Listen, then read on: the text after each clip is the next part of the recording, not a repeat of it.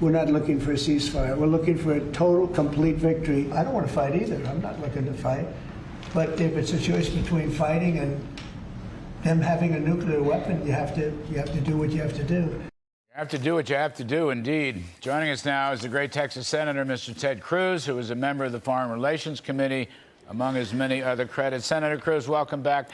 I mean, I think Mr. Trump is being steadfast here. There's no appeasement here. There's no appeasement here. It is a complete change from the Biden years. Now, do you want to venture? Tell us what you'd like to see. Tell us. I know you speak with the president, Senator Cruz. Tell us what you're thinking. Tell us what you'd like to see, please. Well, I think President Trump is handling this exactly the right way. The president is standing unshakably with the nation of Israel, and the president has been absolutely clear. For 15 years, the president has been clear that under no circumstances will Iran be allowed to acquire a nuclear weapon. You know, the president tried very hard to give Iran a peaceful way out of this, but the president made clear he drew a line in the sand and said the only acceptable deal is complete dismantlement, dismantling every single centrifuge, Iran no longer enriching uranium. And the president gave a 60-day time frame for Iran to consider that. On the 60th day, Iran said no. They said hell no. They said they would not dismantle even a single centrifuge. They said they would build more centrifuges. They were doubling down on racing to build a nuclear bomb. That was on the 60th day. On the 61st day is when Israel began this attack. And Israel is doing, I think, Larry, an enormous favor to the United States of America, because when the Ayatollah chants death to America and death to Israel, I believe he means it, and Israel is acting with President Trump's support to take out Iran's nuclear weapons program. That makes America a lot safer. Well, I couldn't agree with you more, sir. I mean, and I've been saying so all week long, and I will continue to say so as long as I have a voice in this matter. Have you thought about, or have you given the president advice with respect to essentially the next step, that the U.S. will help out Israel, bunker busters, B-52s, a more aggressive posture? It could come up in a lot of different ways. I mean, you know, our Jackie Heinrich, the Fox reporter, I mean, the Ayatollah is being defiant, like they have anything to be defiant about. And the only other thing I would add is Israel is not only helping America and freedom and our values, our Western civilization, Judeo-Christian values. You know what, Senator? They're helping the Iranian people, the Persian people, the Persian diaspora, which would love to come in and finance a brand new Iran. But the question before us, what next, Senator Cruz? How do you see it?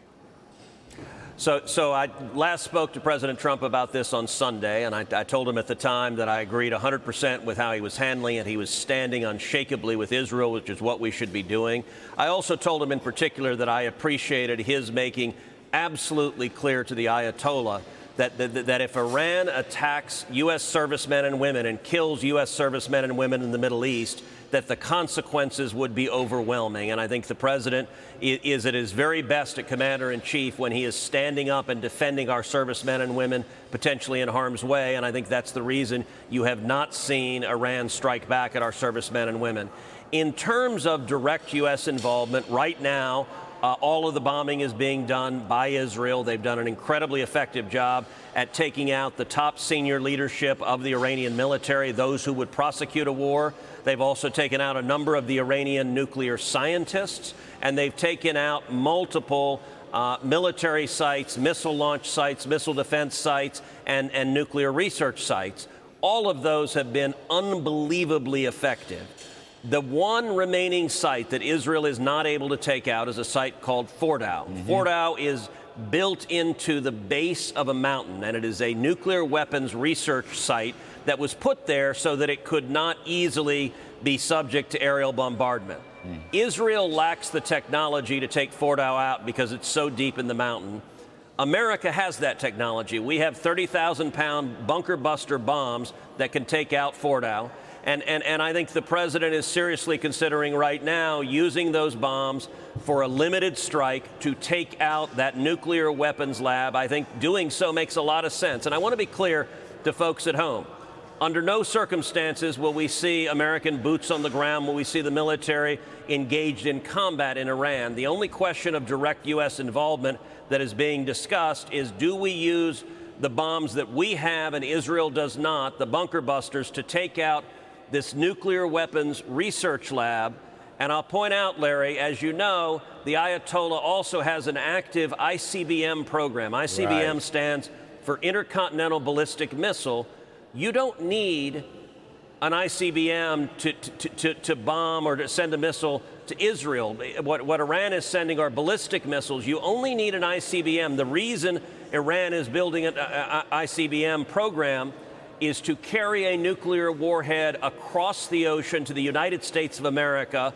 And when the Ayatollah says death to America, I think there is nothing he would like more than to detonate a nuclear weapon over the skies of New York or Los Angeles. And President Trump, as commander-in-chief, is not going to let that happen. And I applaud his strong leadership keeping this country safe. Well, I think, again, I agree with you 100% on that. It's funny, to many of our friendlies, and they are friends, in the MAGA movement, what don't they understand about your ICBM point? I mean, there's a lot of things that perhaps they don't understand. But they don't need an ICBM to hit Israel. They want an ICBM to hit the east coast of the United States and more. And everybody knows that. And by the way, if you rid Iran of the nuclear, all their nuclearization, and hopefully the regime change will happen, the Iranian street will come, you have the potential here for a part of the world to come alive like never before, in trade and investment and employment and education. I mean, contributions to just about everything that has been blunted by this Iranian problem. I liked what J.D. Vance said, Vice President Vance, that President Trump has earned the right to make this call by himself. He's earned that right, Senator Cruz. I really kind of like the way J.D. Vance put it. What you think? Well, listen, I think the president is handling this exactly right, and he is committed to defending America. And Iran is openly defying him. The Ayatollah refers to Israel as the little Satan and America as the great Satan. And when you're dealing with religious zealots that are homicidal, Iran for decades has been the leading state sponsor of terror in the world. Iran provides over 90% of the funding to Hezbollah and over 90% of the funding to Hamas, which obviously carried out the October 7th massacre. And so Iran has been actively killing Americans, killing American servicemen and women, more than 900 of them.